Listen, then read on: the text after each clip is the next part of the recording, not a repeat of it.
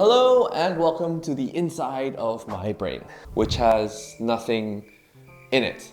I'll make it look better sometime later, but I want to talk to you today about a debate concept called the counterfactual. In order to understand what a counterfactual is, you have to understand this other thing called the status quo. And the status quo is just a word that means the world in which we live in today. The world as it is right now, the world that I live in, the world that you live in. The counterfactual is a different world. It's an imaginary world. It's a world that doesn't exist. It is the world that exists if we implement the change from the debate motion.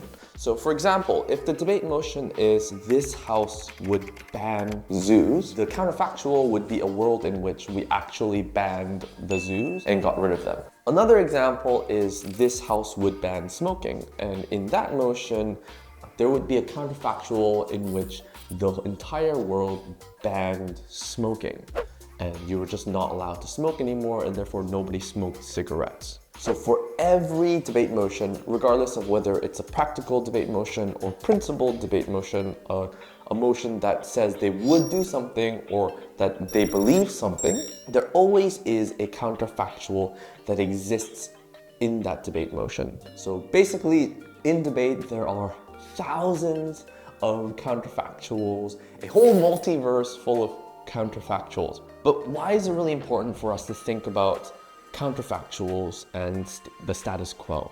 Simply put, in debate, what you are doing is you are comparing the counterfactual to the status quo. And usually one side of the debate will like one of these two worlds more.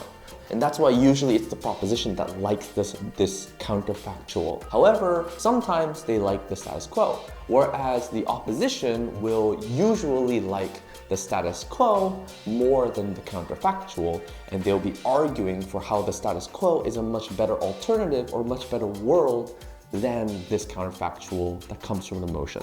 So simply put, in debate, both the proposition and the opposition are arguing which one of these worlds is better, either the counterfactual or the status quo. And if they do a good enough job of arguing for one of these worlds over the other, they win the debate. Because we all want to live in a world that's better, right? And if one of the teams can argue that the world that they are standing for is better than the other one, then they deservedly win the debate. However, how can you understand what the counterfactual of the motion is? What does this counterfactual look like? Well, it's an imaginary world, so it's a world that doesn't really exist. So you have to conjure this counterfactual in your mind. So for example, this house would ban advertising. What does this counterfactual look like?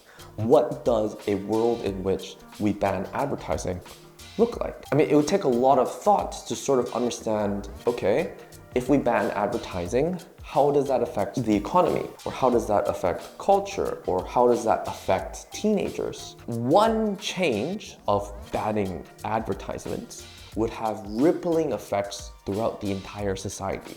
Like for example, if you banned advertisements in the society, YouTube would no longer be able to make ad revenue. So either one of two things would happen. Either Google, that owns YouTube, would have to find another source of revenue, such as like subscription model, or YouTube would just go under and it would no longer exist. So there are multiple things that could happen in this counterfactual, but this counterfactual and the aspect of YouTube in the counterfactual would definitely be different.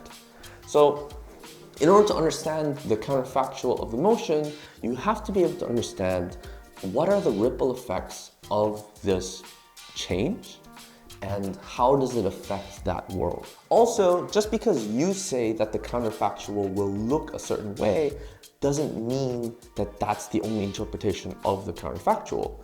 For example, both the proposition and the opposition will disagree on what the counterfactual will look like. We'll look at one of these examples. This house would ban zoos. Imagine the counterfactual in which we actually ban zoos around the world. What happens to the animals that live in those zoos? Well, the proposition probably would say that those animals that are in the zoos currently, that they would just go back to the wild, the places in which they came from. That would be the best thing that happens to those animals. However, the opposition might say that no, these zoos actually wouldn't spend all that money to put the animals back into the wild. The zoos would actually just kill those animals, and therefore it would be an unhappy ending. So these are two wildly different interpretations of the counterfactual. Proposition says that the animals live happily ever after in the wilderness, and opposition says that the animals are killed. Who is right? Which version of the counterfactual is correct? Well, it's the job of the proposition and the opposition to prove that their interpretation of the counterfactual is the correct interpretation. And if they can do so, then they can sort of frame or illustrate that counterfactual as looking like the world that they are pushing. Either a happier, more enlightened and moral version of the counterfactual, or an unhappy and immoral version of the counterfactual. So counterfactuals are super interesting. As a debate team or as a debater, you have to try to predict what the counterfactual would look like, but not only that, you have to defend your version of the counterfactual because the other team is definitely gonna have their own version. But yeah, simply put, debating is often just a comparison of worlds. One real world, the status quo that we live in, and an imaginary world, the world that occurs if you make some change to it. And usually that change comes from the motion. So yeah, I think this is a really interesting and fun way of thinking about debate. And very often it shows that debate is not just a skill of deduction and reasoning and logic. Debate also pushes you to push your imagination and think about what the world would look like if we were to make some change to the world. If we were to make one change, and how would that affect the status quo and create a whole different world that we don't live in. Okay, so this is all from me today. I had a lot of fun talking about the concept of counterfactuals. I hope you have fun debating, and I will see you later.